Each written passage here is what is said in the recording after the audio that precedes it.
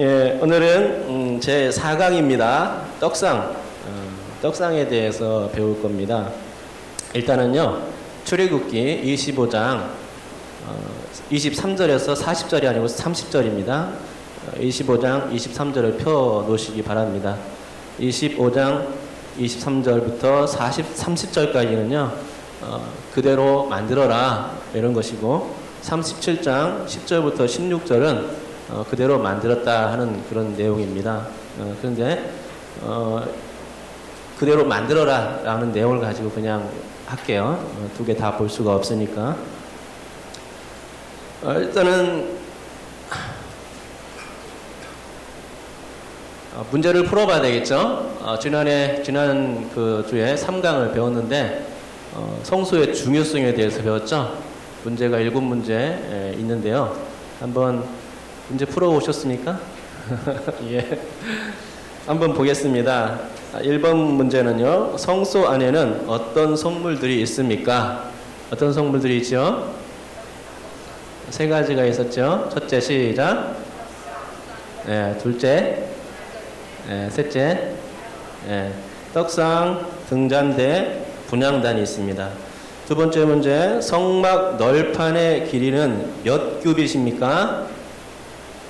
널판의 길이, 다르게 말하면 높이라고 할 수 있겠죠? 몇 규빗이요? 10규빗, 그죠? 10규빗이죠? 울타리의 높이 기억나실지 모르겠는데, 울타리 높이와 그러면은 이 성막 널판의 길이가 얼마나 차이 납니까? 얼마나 차이 나죠? 5규빗 차이 납니다.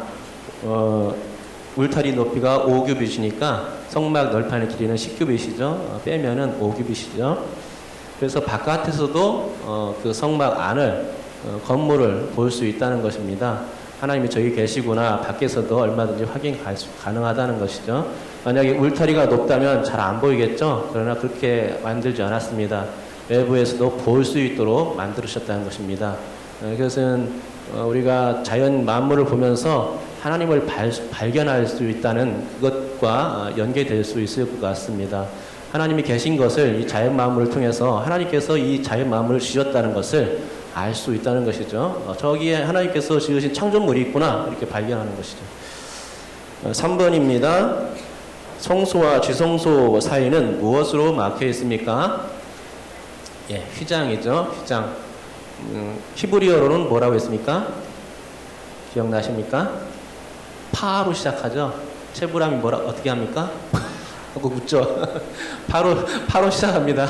파로케트입니다. 그렇죠? 예. 4번입니다. 성소는 누가 들어갈 수 있고 또 지성소에는 누구만 들어갈 수 있습니까? 성소에는 누가 들어갈 수 있죠? 대제사장 및 제사장들이죠. 예. 그리고 지성소에는요, 대제사장만 들어갈 수 있죠. 언제 들어갑니까? 대속죄일, 1년에 한 번 딱 들어갈 수 있죠. 5번입니다. 성소와 지성소의 문이 활짝 열린 사건은 누구로 인해서 된 사건입니까? 예수 그리스도죠. 예수님이 돌아가심으로 말미암아서 성소 휘장이 위에서부터 아래로 쫙 찢어졌습니다. 6번입니다. 신약의 성도들은 베드로전서 2장 9절에서 10절 말씀에서 왕같은 무엇이라고 소개하고 있습니까? 제사장이죠. 왕같은 제사장이 된 겁니다. 이거는 출애굽기 19장 5절에서 6절 말씀이 성취된 것입니다. 출애굽기 19장 5절에서 6절 말씀은 이제 그 이스라엘 백성들이 제사장 나라와 거룩한 백성이 되리라는 것인데, 구약에는 완전히 이루어지지 못했습니다. 예수님으로 말미암아서 우리는 이제 왕 같은 제사장이 되었기 때문에 그것이 성취된 것이죠. 7번 보겠습니다. 여러분은 뜰의 신앙과 성막의 신앙이 따로 있다고 생각하십니까? 있을 것 같아요. 왜냐면은 좀 어린 신앙이 있고 또 장성한 분량의 신앙이 있다고 신약 성경에 말하셨습니까? 그죠? 예. 좀 더 주님께 가까이 가는 신앙이 분명히 존재하는 것 같습니다. 이렇게 정리를 하고요. 자, 오늘은 떡상입니다. 떡상. 떡상은 성소에서 어느 쪽에 있죠? 떡상이 북쪽에 있습니까? 남쪽에 있습니까? 잘 기억 안 나세요?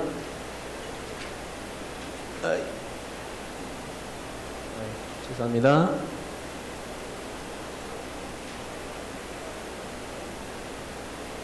여기 이제 떡상인데요. 이게 북쪽이고 남쪽이죠. 여기가 이제 동문을 들어가서 번제단과 물두멍 있고, 또 성소 문을 들어가면은 바로 오른쪽 북쪽에 떡상이 있죠. 떡상이 있고, 좌측으로 남쪽에 등잔대, 서쪽으로는 휘장 앞에 분향단이 있습니다. 휘장이 아니 그 떡상이 어디에 있다고요? 북쪽에 있습니다. 예. 말씀 폈죠? 출애굽기 25장 23절에서 30절까지의 말씀인데요. 일단 들어가기 전에 규빗에 대해서, 규빗이라는 치수에 대해서 다시 한번 말씀드릴게요. 지난주에 그 헷갈려 하시는 분이 계셔가지고, 규빗은 어디서부터 어디까지라고 했죠? 팔꿈치에서 손을 쫙 폈을 때 가운데 손가락, 중지 끝이죠? 거기까지를 말하는 건데요. 사람마다 같을까요? 다를까요? 다르죠. 저는 이게 길겠습니까? 짧겠습니까? 짧아요. 예, 짧습니다. 제 다리는 짧을까요? 길까요? 짧아요. 예, 맞습니다. 짧아요. 예, 짧은데 저보다 더 긴 사람이 있을 거예요, 분명, 그죠? 예. 근데 맞출 수가 없어요. 그래서 그 성막 만들 때 어떤 사람의 그 규빗으로 했는지 잘 모르겠어요.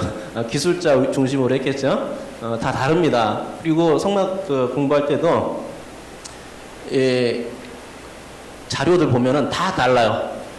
뭐 어떤 45cm, 어떤 데는 50에 가깝게 나오고. 그런데 편의상 우리는 50으로 정하자고요. 50cm로. 아셨죠? 그래야 계산하기 편하니까. 예. 자, 우리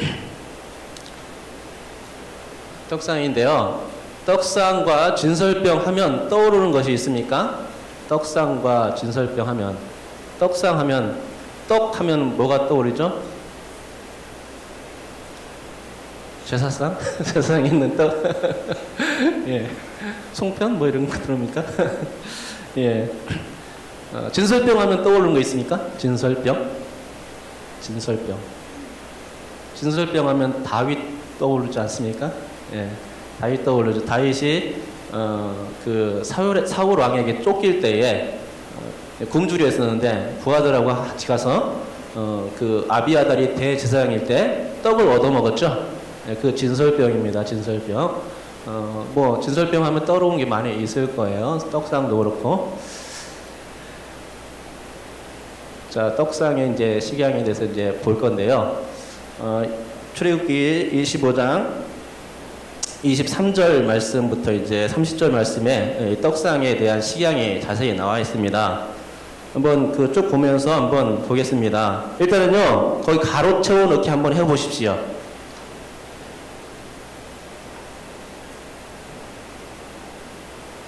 1분 드리겠습니다. 다 찾아 놓으셨으니까 금방 할 거라고 생각하고.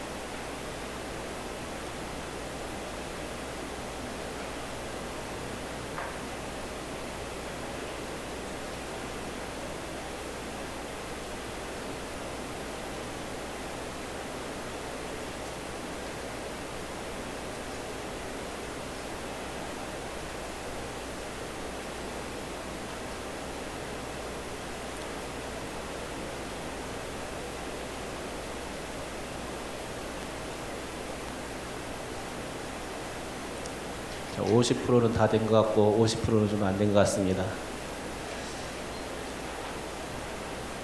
자, 너무 기다릴 수가 없어가지고 한번 해보겠습니다.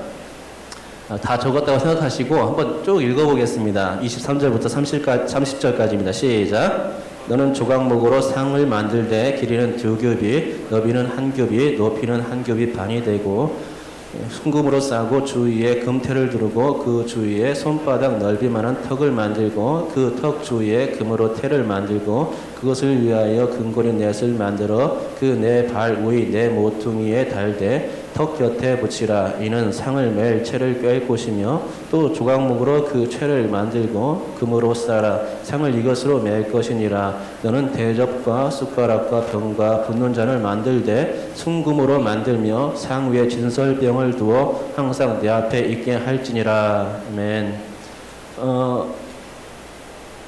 이거는 크기가 어떻게 된다고요? 길이가 어떻게 됐습니까? 길이가 2규빗, 2규빗이죠. 2규빗. 2규빗이면 센치로 했을 때 1m가 되겠죠. 1m. 1m가 됩니다. 1m. 그리고 너비는요, 한 규빗이니까 50cm 되겠죠. 대략 크기 알겠죠? 2m가 아니, 그죠. 1m. 1m가 50cm죠. 예. 그 다음에 높이는 어떻게 되죠? 한 규빗 반이죠. 그러니까 한 75cm로 생각하면 되겠습니다. 여기 허벅지 이렇게 이쪽까지 올라오는 겁니다. 그리고 재료는 어떻게 됩니까? 재료는 조각목으로 만들었죠. 비싼 나무입니다. 조각목으로 만들었고 또 그 위에다가 무엇을 입혔죠? 순금을 입혔습니다. 완전히 번쩍번쩍 빛납니다. 그 다음에 여기에 나오는 거 보면은 그 떡상 주위에 어떤 것들이 있냐면은 턱이 있고 태가 있고 고리가 있고 채가 있습니다. 채는 알죠? 어깨에다 메어 가기 위해서 고리를 만든 다음에 그 고리에 껴가지고 갈 수 있도록 만든 겁니다. 이거 다 그 순금을 다 입혔습니다. 턱과 태가 있는데요. 일단은 24절 보면은요, 24절, 순금으로 싸고 주위에 금태를 두르고 이렇게 나와 있습니다. 주위에라는 말이 나오는데, 똑같은 그 말씀인 그 만들었다는 본문에는요, 37장 그 11절에는 이렇게 되어 있습니다. 주위에라는 말이 뭐냐, 위쪽 가장자리 이렇게 되어 있습니다. 그러니까 성경을 두 가운데 이렇게 비교해가지고 보면은 좀 이렇게 참고될 만한 말씀들이 있어요. 주위가 어디냐? 그거는 떡상 맨 위쪽이라는 얘기죠. 위쪽 주위에 금태를 둘렀다. 테두리를 이렇게 두른 겁니다. 빙 두른 겁니다. 테두리. 이거는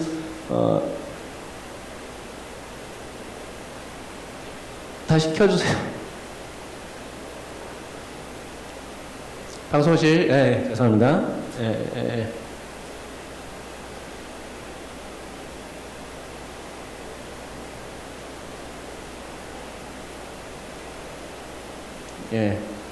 여기 이제 맨 위쪽 테두리입니다. 이거는 뭐냐면요, 왕관 모양으로 되어 있죠? 왕관 모양으로 되어 있는데, 이거는 그 턱입니다, 턱. 그 떡이 흘러내리지 않도록 하기 위해서, 저렇게 손바닥 넓이만하게 이렇게 만든 겁니다. 턱을 둘레로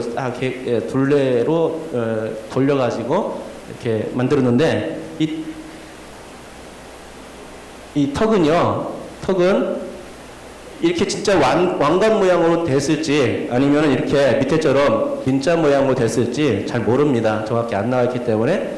그런데 제가 왜 이렇게 두 그림을 했느냐 하면은 위쪽이 높이 계산을 손바닥 넓이만 하다고 했으니까 이거 손바닥 넓이만 할 것 같아가지고 그렇게 해놓은 겁니다. 그림을. 그리고 제가 생각할 때는 이 턱 주위에도 태가 있다고 했어요. 그렇기 때문에 이것이 아닐까. 밑에 모양인데 좀 높이만, 좀 더 손바닥 높이만큼 높지 않을까. 그리고 턱 곁에 붙이라 라고 있습니다. 그 27절에 나오죠. 턱 곁에 붙이라. 뭘 붙이냐? 상, 멜, 겔, 채를 꿰일 곳인데 고리를 그쪽에 다르랍니다. 그러니까 턱 곁에인데 여기는 다 이게 다리에다가 이렇게 해놨거든요. 다리 끝에다가 그 맨 위쪽이 아닐까 저는 생각이 되는 거죠. 턱 곁에 붙이라 했으니까 뭐 잘 모르겠어요 어떤 건지.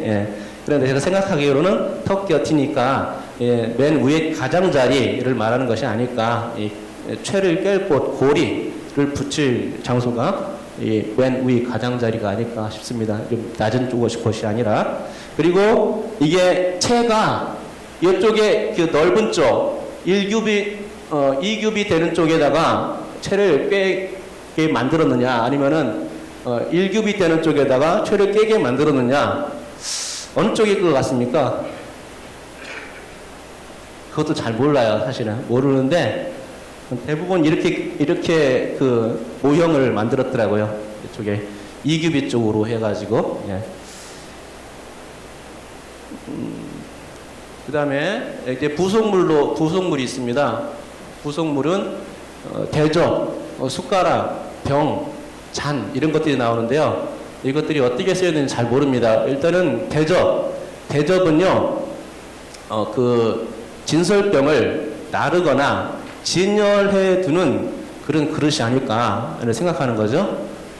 뭐라고요?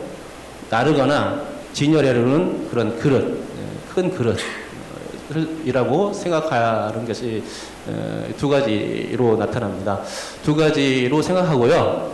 병, 잔, 뭐 숟가락은 잘 모르겠는데, 그 진설병 위에다가 그 정결한 유향을 올려놓거든요. 숟가락, 병, 잔 중에 어떤 걸 하나를 이렇게 그릇으로 삼아가지고 이 진설병 위에다가 그 진설병을 어떻게 놓냐면은 진설병 그 두 줄입니다. 두 줄인데 한 줄에 6개씩 해가지고 두 줄로 놓거든요. 총 12개죠. 그래서 6개 위에다가 그 정결한 유향 하나 놓고 또 6개 위에다가 정결한 유향 하나 놓고 해가지고 2개를 올려놓거든요. 그 이제 그 부속물들의 그 용도가 아마도 이런 나르거나 뭐 이렇게 그 진열해 두거나 아니면은 그 유향을 붓는 뭐 그런 도구로 사용됐을 것 같아요. 자, 이게 떡상인 식양이 이제 두 가지로 나오는데요. 레이기 일단은요, 24장 5절부터 7절까지 일단 찾아놓으세요. 레이기 24장 5절부터 7절까지. 떡상의 식양에서 이렇게 지금 위에 그림 보면은 굉장히 복잡하죠. 이게 뭘까? 아까 대접 얘기했지 않습니까? 대접이 어떤 용도로 쓰였다고요? 첫째는 나르는 도구로 쓰였을 것이다, 이렇게 생각하고, 둘째는 진열하는 도구였을 것이다 라고 생각하는 것이죠. 그러면은 위쪽은 떡상 위에다가 진열할 수 있도록 저렇게 만들었지 않았을까 생각하는 겁니다. 그래서 복잡해요. 굉장히 조잡한 것 같기도 하고 복잡한 것 같기도 하고. 그렇죠? 왜 그렇게 그러면은 조잡하게 만들었을까? 그러니까 떡이 무겁다는 거예요. 무게가 많이 나간다는 겁니다. 무게가 어느 정도 나가냐면요.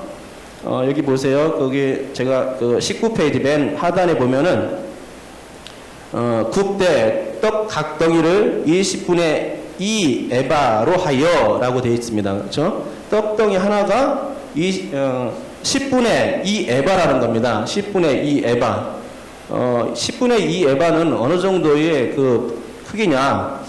오멜이라는 단어가 있습니다. 오멜이라는 단어는 10분의 1 에바드라라는 말씀이 출애굽기 16장 36절에 나와요. 오멜이 뭐가 같냐면은 10분의 1 에바하고 같다는 겁니다. 근데 1 오멜은요 2.2리터입니다. 페트병 아시죠? 하나 정도 되는 겁니다. 2리터짜리 하나 정도 되는 겁니다. 그러니까는 10분의 1 에바가 한 오멜이기 때문에 10분의 2 에바라고 했지 않습니까? 그러니까 2배라는 겁니다.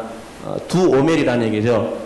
그래서 2.2리터의 2배면 얼마죠? 4.4리터라는 얘기예요.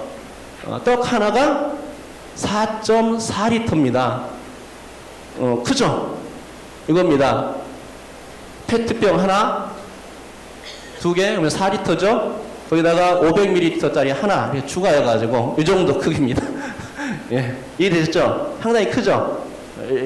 이게 이렇게 둥글고 한 높이는 한 10cm 정도 이렇게 올라온다는 얘기입니다. 그렇죠? 이 정도의 크기입니다. 상당히 큽니다. 하나만 들어도 묵직하겠죠? 예, 묵직합니다. 그러면은 하나 위에다가 계속 올리고 해서 6개 올렸다. 그리고 어떻게 됩니까? 떡이 떡됩니다. 떡이 떡돼요. 떡이 떡되니까 눌리지 않습니까? 그러니까 이거 아니다 이렇게 생각해가지고 그 힌트를 삼아가지고 저렇게 대접이 저렇게 사용됐을 것이다. 진열장으로 사용됐을 것이다. 라고 이렇게 만든 겁니다. 저렇지 않을 수도 있어요. 제가 생각할 때는 밑에 그린 것 같아요.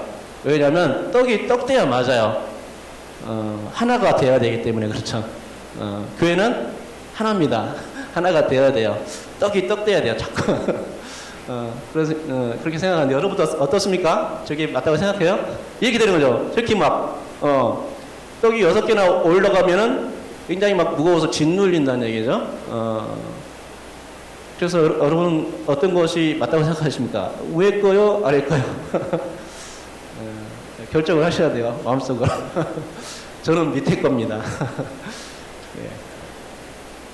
자, 진설병과 그 의미에 대해서 이제 한번 보겠습니다. 진설병과 그 의미. 아까 그 찾았죠? 말씀을 찾았죠? 레위기 24장 5절부터 7절까지. 찾았으면 우리 한번 읽어보겠습니다. 레위기 24장 5절부터 7절까지의 말씀 한번 읽겠습니다. 시작. 너는 고운 가루를 가져다가 떡 12개를 굽되 각 덩이를 12여호와 앞 순결한 상 위에 2줄로 한 줄에 6씩 진설하고 너는 또 정결한 유향을 그 각 줄 위에 두어 기념물로 여호와께 화제를 삼을 것이며. 예. 정결한 유향을 어디 위에요? 각 줄 위에, 그 각 줄 위에 두어서 기념물로 여호와께 화제를 삼으라고 했습니다. 그러니까 아까 그림처럼 이렇게 이 떡이 있는데 이 떡 위에다가 정결한 유향을 올려놨다는 겁니다. 양초폰에 2개 이렇게 올려놨죠.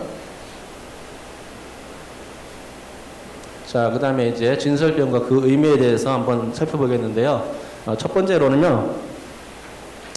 진설병과 예수 그리스도에 대해서 한번 살펴보겠습니다. 고린도전서 11장 23절에서 26절 한번 찾아놓으시기 바랍니다. 그 책갈피를 껴놓으세요. 찾아서 고린도전서 11장 23절에서 26절까지. 그리고 껴놓은 상태에서요. 가로넣기 있죠. 동그라미 1번 진설병과 예수 그리스도 밑에 보면 말씀 2구절이 있는데 그 가로넣기를 채워보십시오.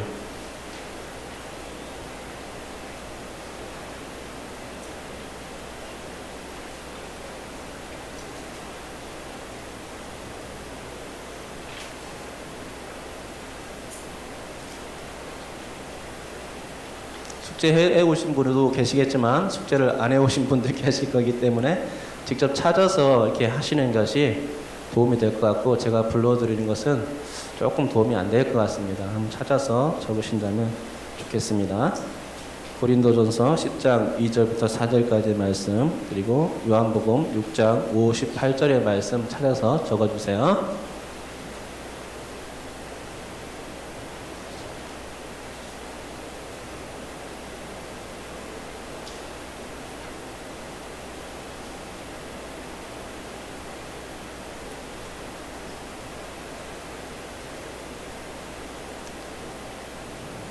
누가 고린도전서 10장 2절부터 4절까지 한번 큰 목소리로 한번 읽어주실래요?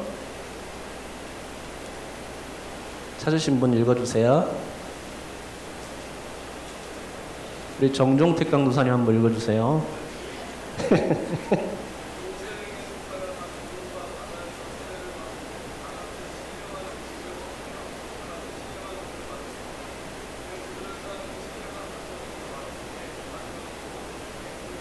아멘. 예. 그 신령한 음식, 신령한 음료를 마셨죠. 그 어디서요? 광야에서 먹고 마셨습니다. 이거 누가 주셨냐면은 신령한 반석으로부터 마셨다고 나오죠. 그 반석은 누구라고요? 그리스도라고 말씀하고 있습니다. 진설병과 그리스도를 연결시킬 수 있는 거죠. 자, 누가 요한복음 다 찾았습니까? 이거 다 같이 한번 읽어볼까요? 요한복음 6장 58절 읽겠습니다. 시작. 이것은 하늘에서 내려온 떡이니 조상들이 먹고도 죽은 그것과 같지 아니하여 이 떡을 먹는 자는 영원히 살리라. 이 떡을 먹으면 어떻게 된다고요? 영원히 산다는 것입니다. 이 떡이 어디서 내려왔습니까? 하늘에서 내려왔어요. 그럼 이 떡은 누굴까요? 예수 그리스도입니다. 떡이 예수 그리스도예요. 진설병이 예수 그리스도를 상징한다고 볼 수 있겠지요. 우리 이제 설명을 한번 보겠습니다. 진설병과 예수 그리스도. 진설병은 고운 가루를 가져다가 구워서 만든 떡으로서 상위에 놓여진다고 하여 진설병, 우리 한자말로 써서 진설병이죠. 진설병은 히브리어로는 뭐라고요? 레헴 파님. 다시 다 같이 읽겠습니다. 시작. 레헴 파님. 예, 레헴 파님입니다. 레헴은 떡이고 파님은 얼굴 혹은 임재라는 뜻이 있습니다. 그래서 이 진설병을 얼굴의 떡, 임재의 떡이라고 불립니다.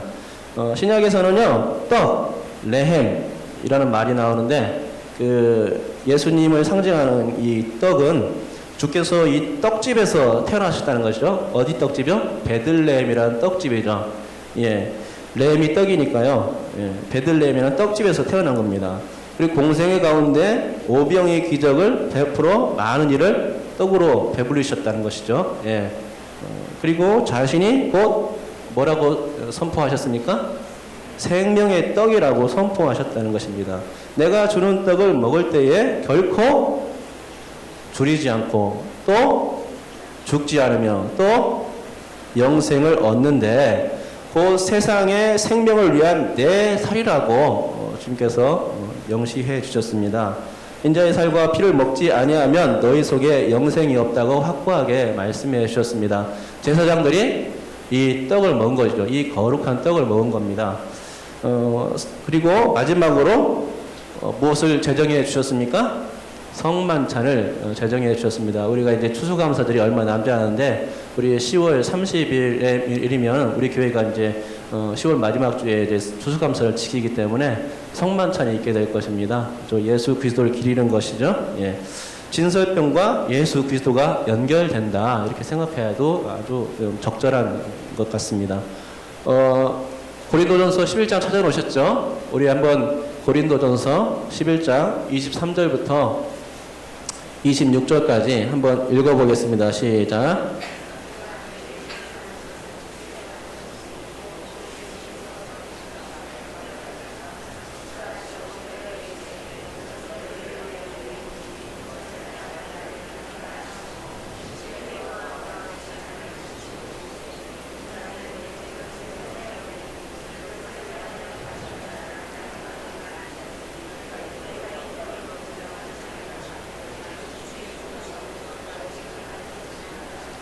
예, 제사장들이 이 그 진설병을 먹으면서 예수 그리스도를 생각했는지 모르겠지만은 그 떡은 거룩한 장소에서 먹어야 됐고 또 거룩한 떡이었습니다. 그 떡을 이 떡을 먹고 이 잔을 마실 때마다 그의 죽으심을 그가 오실 때까지 전하는 것이 그 성만찬인데요. 예, 성만찬을 주님께서 그 제정하신 이유가 무엇일까?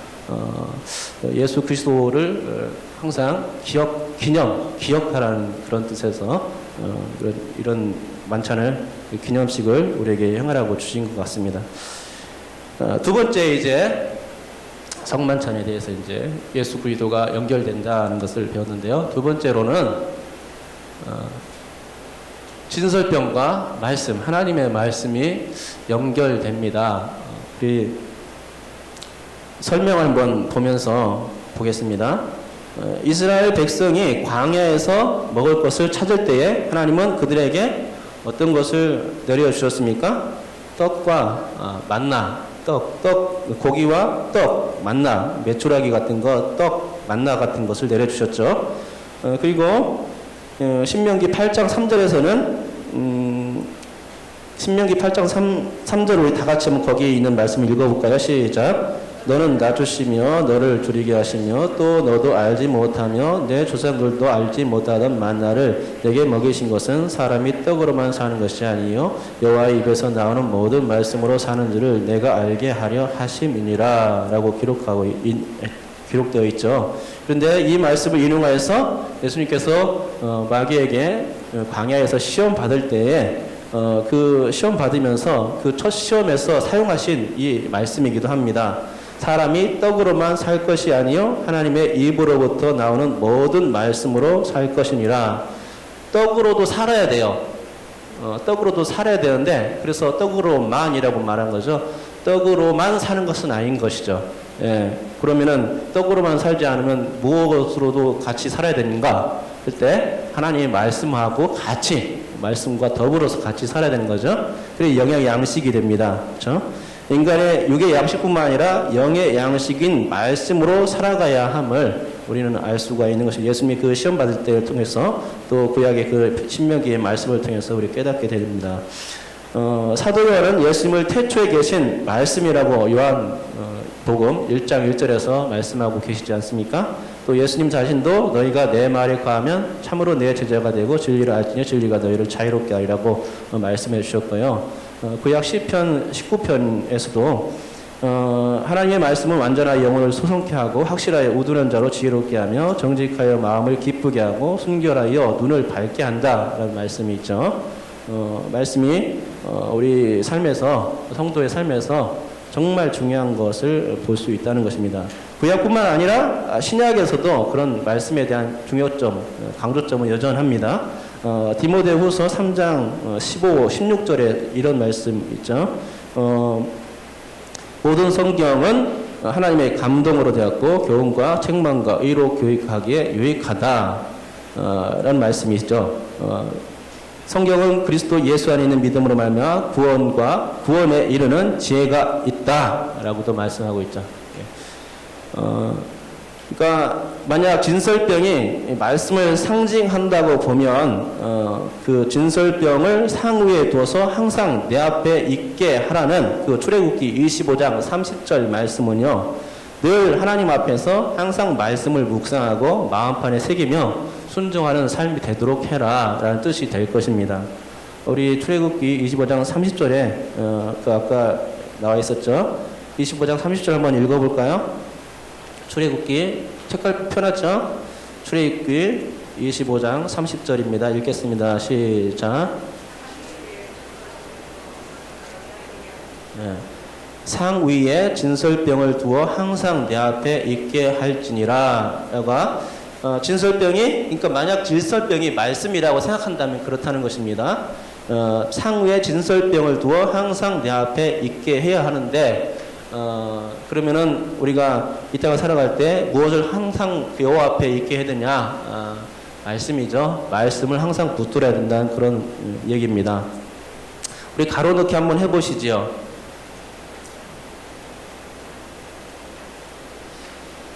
요한복음 17장 17절에서 19절까지, 그리고 요한복음 1장 14절 말씀, 그리고 로마서 10장 17절의 말씀을 한번 채워보십시오.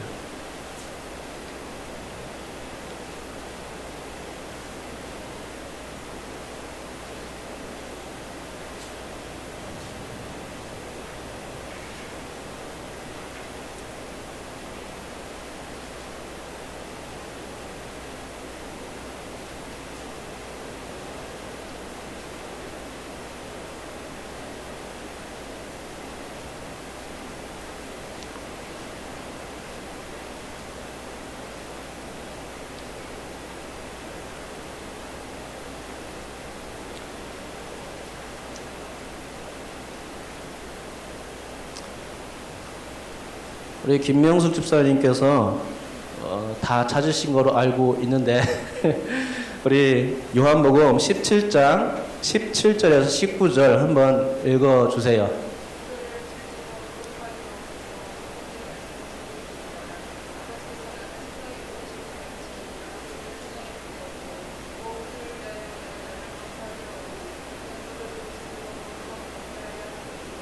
아멘. 이거 보면은 그들을 진리로 거룩하게 앞서서 아버지의 말씀은 진리이다 해가지고 하도 진리니까 성경하고 담을 싸는 사람들이 많아요. 그러면 안 됩니다. 진리면 안 되고요. 항상 읽어야 될 말씀이 성경 말씀이에요. 성경 이 말씀은 진리라고 했고 또 이 거룩함을 주는 겁니다. 이 말씀 자체가 거룩한 것이기 때문에 이게 이제 이 땅을 살아갈 때 이 반드시 우리를 진리로 이끌고 또 거룩하게 할 수 있는 이 말씀을 붙들어야만 밥만 먹고 살아서는 안 됩니다. 그죠? 우리 그 신월 중부교회 그거 있죠. 매달 그 성경 있지 않습니까? 읽는 거. 그거를 꼬박꼬박 읽으십시오. 얼마나 도움이 되는지 몰라요. 그렇죠? 예. 어떤 그 목장은 진짜 성경이 전체 장이 몇 장인 줄 아세요? 1127장인가? 몇 장이죠? 감도선이 기억 안 나세요? 1100 얼마일 겁니다. 근데 몇백 장을 한 주간에 읽는 그런 저기도 있더라고요. 그 목장도 있더라고요. 대단한 목장이에요. 자, 두 번째 말씀 보겠습니다. 요한복음 1장 14절 말씀입니다. 읽겠습니다. 시작. 말씀이 육신이 되어 우리 가운데 거하심에 우리가 그의 영광을 보니 아버지의 독생자의 영광이요 은혜와 진리가 충만하더라. 여기서는 또 그 예수 그리스도 그 주님께서 이 땅에 성육신에서 오셨는데 예수 그리스도를 누구라고 말씀합니까? 말씀이라고 얘기하죠. 예, 말씀 자체라고 얘기합니다. 은혜와 진리가 그분께 충만하다고 얘기하고 있죠. 우리 로마서 10장 17절 말씀 다 같이 한번 읽어보겠습니다. 시작. 그러므로 믿음은 들음에서 나며 들음은 그리스도의 말씀으로 말미암았느니라. 예, 그러니까 말씀이 굉장히 중요한 것 같아요. 말씀은 또 그 믿음을 생산하는 그런 능력이 있어요. 그렇죠? 말씀이 우리에게 다가올 때 그 말씀을 경청하게 듣게 되면은 경청에 듣게 되면은 믿음이 생겨나는 것이죠. 안 믿는 남편이 있는데 교회를 자꾸 데려보아요. 그러면 나중에 어떻게 돼요? 변화가 돼요. 그렇죠? 예. 그래서 나중에는 그 아내보다 더 잘 믿어요. 그러면서 나중에 하는 말이 자네는 무슨 20년 신앙생활 했으면서 그렇게 믿나? 이렇게 거꾸로 되려. 그러니까 예배 자리로 자꾸 데려와야 됩니다. 예. 자, 세 번째 그 진설병을 생각하면서 생각할 수 있는 것은 뭐냐면은 식탁 교제입니다. 식탁 교제. 예, 식탁 교제인데요. 뭐 하고 있죠 지금? 예수님과 예수님의 제자들이 셀카 찍고 예, 교제가 이루어지는 거예요. 그죠? 교회 공동체는 교제하는 공동체입니다. 신월중부교회가 이렇게 교제하는 공동체가 됐으면 좋겠습니다. 설명 한번 쭉 보겠습니다. 기독교는 만찬의 종교라고 해도 과언이 아닐 것이다. 시편 23편 5절 말씀처럼 우리 시편 23편은 대부분 거의 다 외우기도 하는데요. 주께서 내 원수의 목전에서 내게 상을 차려주시고 라는 말씀처럼 성경에 보면 식탁의 만찬 자리가 여러 번 눈에 띈다는 것이죠. 그래서 먼저 그 시내산의 그 예를 들면은 시내산 만찬을 들 수 있습니다. 시내산. 하나님께서 이스라엘 백성들과 피의 언약을 맺었습니다. 근데 피의 언약을 맺기 전에는요, 그 시내산에 접근하기만 해도 막 죽었다는 거예요. 그런데 이 언약을 맺은 후에는 어떻게 됐습니까? 죽지 않았다는 겁니다. 그 하나님께서 이 언약을 맺으신 이후에 하나님은 너희의 하나님이 되고 너희는 너희의 그 하나님은 또 말이 잘 안 되네. 너희는 나의 백성이고 나는 너희 하나님이 된다. 그렇겠죠? 예. 그렇게 말씀을 주셨는데 이 말씀이 그 이제 언약을 갱신한 후에 그 시내산에서 하나님께서 아론과 그 모세와 아론과 그 아들들, 그 제사장들이죠. 제사장 나인들과 70장로를 초대했다는 것입니다. 초대했는데도 죽지 않았어요. 초대해서 뭐였느냐? 만찬을 나눴어요. 상중턱에서. 하나님께서 그들에게 먹이신 겁니다. 원수 관계가 이제 아닌 것이죠. 이제 하나님과 친해진 겁니다. 그래서 하나님께서 그 전에는 죽게 하셨는데 이제는 경계를 푸셔가지고 죽음을 하나님을 만나도 또 그 신의 산에 접근해도 하나님 계신 곳에 접근해도 죽지 않게 하셨다는 겁니다. 또 이후 성막이 만들어지고 제사장들은 떡상 위에 있는 진설병을 먹었습니다. 그리고 거룩한 곳에서 먹어야 했는데요. 또 어떤 일이 있었냐? 다윗이 원수 사울 왕의 손자 무비보셋에 관한 이야기인데요. 무비보셋과 함께 이 다윗이 그를 사울과는 원수인데 그의 손자는 원수로 여기지 않았습니다. 요나단의 친구인데 요나단의 아들이 무비보셋이죠. 원래 그 사울이 그 왕이 있으니까 요나단이 그 왕자고 차기 그 왕이 되어야 될 사람이었죠. 그러나 하나님께서는 사울을 버리셨기 때문에 요나단이 그 왕이 될 수가 없었죠. 그래서 하나님은 새로 그 왕을 세우셨는 다윗이었죠. 그래서 이제 다윗이 이제 왕이 되게 되는데 요나단과 한 약속들이 있었죠. 그래도 이 요나단과 한 약속들이 을 지키기 위해서 그 다윗이 손자 무비보셋을 자기 왕의 식탁에 초청한 거죠. 그 원수 관계인 그 손자 그 후손을 원수로 여기지 아니하고 그 경계를 푼 겁니다. 그렇죠? 그다음에 또 있습니다. 유다의 마지막 왕 중에 하나인 여호야긴이 있는데 여호야긴이 바벨론의 포로로 끌려가다가 가서 그 원수의 나라에서 포로된 지 37년 만에 바벨론 왕 에윌 무로닥 왕이 그 여호야긴 왕을 높여주어서 그 감옥에서 풀려나고 또 그 왕의 식탁에서 교제할 수 있게 했다는 것입니다. 이런 식탁 교제들이 성경에 많이 나오죠. 또 예수님의 공생애 중 주님이 첫 번째 기사를 행하신 것이 가나의 혼인잔치. 혼인잔치 하면 먹을 것이 많아요. 뷔페. 뷔페 가면 먹을 것이 많은데요. 하여튼 그 혼인잔치 자리가 맨 먼저 하나님 주님께서 첫 그 표적을 나타내신 그 잔치가 그 혼인잔치였죠.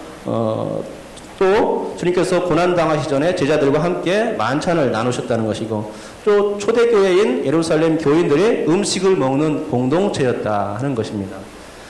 장차 주님의 재림 때에는 하늘에서 어린 양의 혼인잔치가 있게 된다는 것입니다.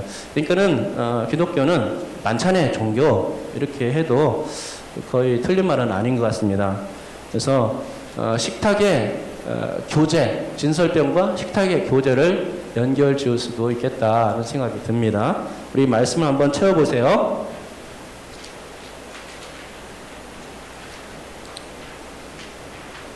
레위기 24장 8절에서 9절.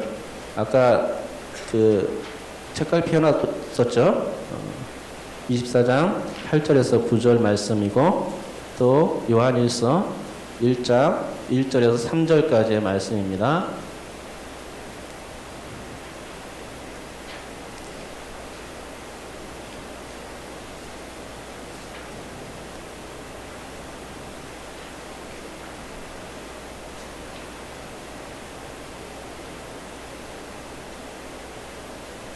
우리 유영성 권사님은 아주 여유가 있으셔가지고 다 풀으신 것 같아요. 그래서 유영성 권사님 레위기 24장 8절에서 9절 한번 읽어주세요.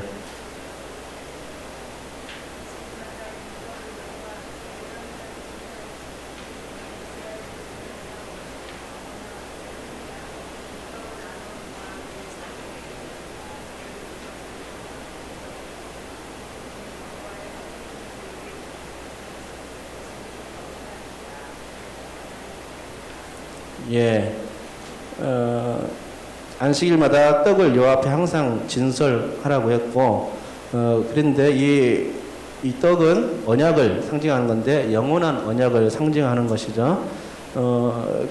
아론과 자손들이 그 제사장들인데 그 제사장들이 이 떡을 먹는데 거룩한 곳 성소의 그 지경 내에서 먹었다는 것입니다. 그래서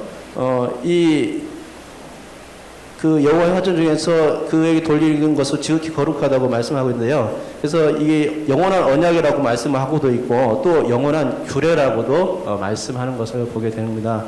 그는 그러니까 성막 내에서도 이렇게 제사장들에게 주어서 먹게 한 이 진설병을 통해서 언약을 삼고 있다 하는 것입니다. 그러니까는 교제를 나누겠다, 뭐 그런 것이죠. 예. 요한일서 1장 1절부터 3절까지 한번 우리 다 같이 한번 읽어볼까? 찾으셨죠? 읽겠습니다. 시작. 태초부터 있는 생명의 말씀에 관하여는 우리가 들은 바요, 눈으로 본 바요, 우리의 손으로 만진 바라. 이 생명에 나타내신 바 된지라. 이 영원한 생명을 우리가 보았고 증언하여 너에게 전하노니 이는 아버지와 함께 계시다가 우리에게 나타내신 바 된 이시니라. 우리가 보고 들은 바를 너에게도 전함은 너희로 우리와 사귐이 있게 하려 함이니 우리의 사귐은 아버지와 그의 아들 예수 그리스도로 더불어 누림이라. 아멘. 여기에 뭐라고 되어 있습니까? 가로에 뭐가 들어가 있죠? 그 사귐이죠. 사귐 또 사귐 그리고 예수 그리스도. 그러니까는 하나님과 그리고 예수 그리스도와 사귀려고 우리를 부르신 겁니다. 그러니까 교제하겠다는 것입니다. 하나님이 친히 우리하고 원수지간이었는데 아담과 하와가 죄를 져가지고 이제는 그 에덴 동산에도 쫓겨나고 하나님과 원수가 된 겁니다. 사람들 때문에 다른 피조물도 다 하나님과 원수가 되고 막 이렇게 타락한 존재가 다 죄로 물드는 그런 존재가 되는데 만물이 다 오염되었습니다. 그런데 그럼에도 불구하고 예수 그리스도 그 구세주를 우리에게 보내주심으로 말미암아 그분을 믿게 될 때에 우리가 또 구원받고 또 영생을 누릴 수 있는데요. 진정한 목적은 무엇이냐면은 다시 사귀겠다는 겁니다. 에덴 동산에서 아담하고 사귀었듯이 우리야 예수를 믿을 때 우리와 사귀어 주시겠다 하는 것이죠. 진정한 교제가 이루어질 수 있도록 돕겠다 하는 것입니다. 자, 그 다음에 마지막 네 번째 진설병과 12의 의미에 대해서 한번 보겠습니다. 진설병과 12의 의미. 설명 한번 보면서 제가 한번 설명하겠습니다. 떡상에 떡을 진열하되 두 줄로 하여 진열하고 한 줄에 6개씩 쌓아오도록 했는데 총 12개의 떡을 진열했죠. 진설병 위에는 뭐가 올라갔습니까? 각 줄 위에 정결한 유향, 이 그림처럼 이렇게 올라가 있죠. 정결한 유향이 그릇에 담겨서 정결한 유향이 그릇에 담겨서 올라가 있습니다. 그래서 안식일마다 항상 진열하였고 영원한 언약으로 삼았습니다. 이는 이스라엘 자손을 위한 것이었습니다. 또 우리를 위한 것이기도 할 겁니다.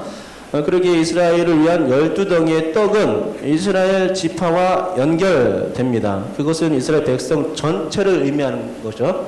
12지파에 이스라엘 백성들이 다 속해 있기 때문에 이스라엘 백성들을 가리키는 겁니다. 이스라엘 백성 전체. 그렇다면 진설병이 예수 그리스도, 말씀, 교제 등을 상징하기도 하지만 그 외에 성도도 상징한다고 볼 수가 있는 것이죠. 신약은 구약은 12지파로 대표되지만 신약은 12제자로 대표되죠. 그래서 12제자라는 것은 예수님을 믿는 신앙의 공동체인 교회를 상징하는 것입니다. 교회 회원, 교회의 그 일원이 되면 다 예수 안에 속해 있는 것이죠. 그래서 이 진설병과 그 12제자 간에 생각할 때에 연결될 수 있는 겁니다. 구약 그 진설병이 12개가 구약 12지파를 상징한다면 또 더불어서 신약의 12제자, 곧 예수님을 믿는, 하나님을 믿는 모든 성도들을 다 가리키는 것이 될 겁니다. 구약에서 모임과 회집을 뜻하는 단어는 카알과 에다라는 단어가 있는데요. 카알은 한시적인 모임이고 에다는 공동체를 의미하는 것입니다. 신약에서의 그 시나고게나 에클레시아, 시나고게는 회당입니다. 에클레시아는 교회죠. 에 비교될 것입니다. 또 이를 신학적인 의미로 생각하면 에클레시아는 교회 전체를 하나인 교회로 볼 수 있고 떡덩이가 위에서 눌려 떡이 하나가 되듯이 하나인 교회를 이루는 언약 공동체의 의미를 내포할 수 있다는 것입니다. 떡덩이가 하나가 되듯이 눌려야 됩니다. 그래야 진정으로 하나가 되는 것이 따로따로 놀아서는 안 된다는 것이죠. 주님께서는 하나됨을 많이 강조하셨고 사도 바울도 역시 마찬가지입니다. 우리 말씀 한번 찾아서 가로넣기 한번 해보시죠.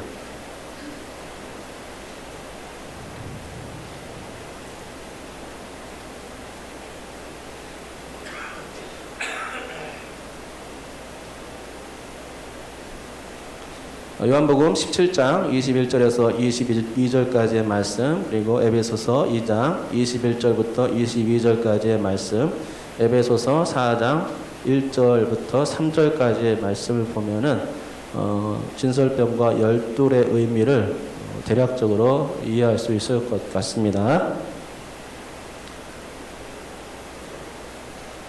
요한복음 17장 21절부터 22절까지의 말씀, 그거 찾으신 분 있으면 한번 읽어주셨으면 좋겠습니다.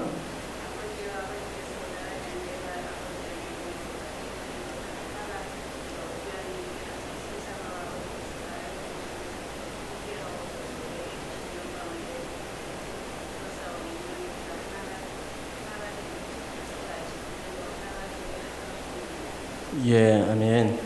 하나라는 말이 여러 번 사용되는 것을 볼 수 있죠. 예수 안에서는 하나가 되는 것이 굉장히 중요합니다. 또 에베소서 2장 21절부터 22절까지 어느 분이 한번 읽어 주십시오. 솔로를 지난주에 잘 하셔가지고 여러분의 칭찬. 아, 예. 다른 분이 읽으시네요.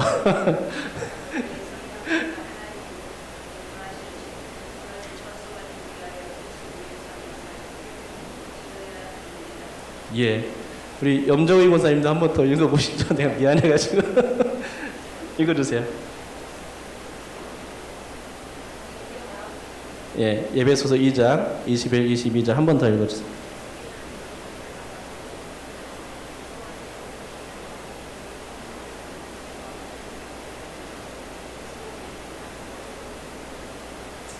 아멘. 연결이라는 단어, 그렇죠? 연결. 하나가 된다는 말하고 똑같은 것 같아요. 그죠? 연결되면 하나가 되기 때문에 함께 한다는 말도 마찬가지고요. 너희도 성령 안에서 하나님이 거하실 처소, 다른 말로 하면 성전이 되겠죠? 처소가 되기 위하여, 혹은 성막 배우고 있으니까 성막이 되기 위하여 그리스도 예수 안에서 함께 지어져 가야 한다, 이렇게 말씀하고 있는 것입니다. 우리 다 같이 에베소서 4장 1절부터 3절까지 읽겠습니다. 시작. 그러므로 주 안에서 갇힌 내가 너희를 권하노니 너희가 부르심을 받은 일에 합당하게 행하여 모든 겸손과 온유로 하고 오래 참음으로 사랑 가운데서 서로 용납하고 평안의 매는 줄로 성령이 하나 되게 하신 것을 힘써 지키라. 약하게 지키라 했습니까? 힘써 지키라 했습니다. 가장 교회에서 안 좋은 것이 당파를 짓는 것이죠. 그래서 분열하는 거, 이것이 교회를 깨는 것입니다. 이거는 누가 좋아하는 거냐? 하나님이 좋아하시는 것이 아니라 사탄이 좋아하는 거죠. 우리 교회는 그런 일이 없어야 되겠습니다. 서로 하나가 되는 것을 힘써 지켜야 됩니다. 그죠? 예, 그런 교회가 될 수 있기를 바랍니다. 자, 우리 결론을 읽기 전에 제가 한번 지금까지 내용을 한번 요약해 보면요. 유향에 대해서. 유향이 이렇게 생겼답니다. 길르앗 유향인데, 이렇게. 이게 이제 길르앗 유향의 꽃이고, 이게 열매고요. 꼭 개금 같아요. 딱 벌어져가지고. 그렇죠? 그런 유향이 어떻게 나오냐면은, 이렇게, 약간 누리끼리한 생각, 완전히 하얀색은 아닌 것 같아요. 이렇게, 예, 이런 열매가 나오는데, 이게 이제 방부제는 모략은 방부제로 쓰여지고 유향은 치료제나 방향제 이렇게 쓰였다고 하네요. 예.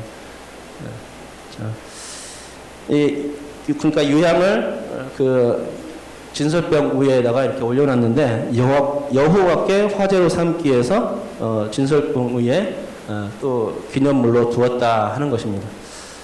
참고로 말씀드렸고요. 결론인데요.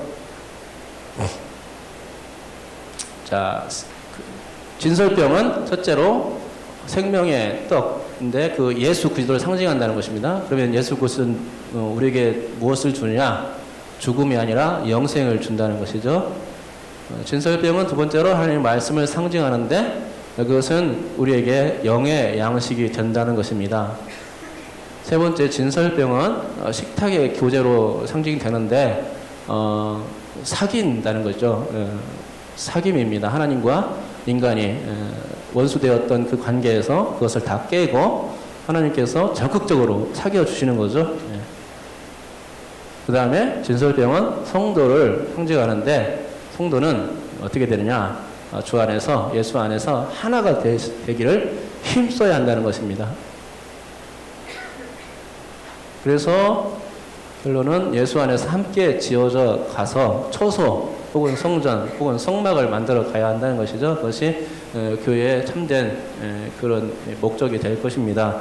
우리 결론을 다 같이 한번 읽어보겠습니다. 결론 읽고 마무리 짓겠습니다. 읽겠습니다. 시작. 이제 신약의 성도들은 예수님과 교제할 수 있는 특권을 누릴 수 있게 되었습니다. 이 일은 예수님을 믿으면 가능한 일이거니와 더불어 예수 그리스도를 인하여 누리게 될 특권적 가치들도 생기게 되었습니다. 그 특권적 가치들이란 먼저 생명의 떡인 예수 그리스도를 먹어 영생을 누리게 되는 것과 다름으로 영의 양식인 말씀을 날마다 먹을 수 있게 되는 것입니다. 또한 예수 그리스도 안에 있으면 하나라는 공동체가 형성되고 그 안에서는 은혜와 사랑의 식탁 교제가 이루어집니다. 식탁의 의미는 원수된 것의 경계를 푸는 것을 의미합니다. 죄로 인하여 하나님과 원수되었던 인간들이 예수 안에 있으면 여러 개의 떡덩이가 하나가 되듯이 서로 분리할 수 없는 하나의 존재가 되며 성경에서는 이를 성전이라는 말로 표현합니다. 성전은 에베소서의 말씀처럼 성령 안에서 하나님이 거하실 초소인데 이러한 초소가 되기 위하여 성도들은 그리스도 안에서 함께 지어져 가야 합니다. 아멘. 결론에 대해서 설명 안 해도 되겠죠? 그대로 다 나와 있으니까. 좋습니까? 하나하나 배우니까 의미가 있죠? 자, 그러면은 기도로 마무리 짓겠습니다. 하나님 아버지 감사합니다. 오늘 또 주님께서 우리에게 말씀을 가르치고 또 성막을 통해서 떡상을 통해서 우리에게 교훈을 주신 것을 감사합니다. 우리가 하나님 아버지 이 떡상을 통해서 예수 그리스도를 발견하고 말씀의 귀중함을 발견했습니다. 하나님 아버지 그 교회 안에서는 교제가 이루어져야 하고 또 사귐이 이루어져야 진짜 교회의 목적이 되는데 그러기 위해서 정말로 우리가 노력해야 될 것이 하나 되기를 위해서 힘쓰는 것입니다. 이것들을 우리가 생각하게 도와주시옵시고 절대로 분쟁이나 분열이 있지 않게 도와주시옵소서. 주님께서 원하시는 교회 신월중부 교회가 될 수 있도록 이끌어 주시옵소서. 감사드리며 예수님의 이름으로 기도드립니다. 아멘. 주기도문으로 예배를 마치겠습니다. 하늘에 계신 우리 아버지여 이름이 거룩히 여김을 받으시오며 나라의 마옵시며 뜻이 하늘에서 이루어진 것 같이 땅에서도 이루어지이다. 오늘날 우리에게 일용할 양식을 주옵시고 우리가 우리에게 죄 지은 자를 사하여 준 것 같이 우리 죄를 사하여 주옵시고 우리를 시험에 들게 하지 마옵시고 다만 악에서 구하옵소서. 대개 나라와 권세와 영광이 아버지께 영원히 있사옵나이다. 아멘.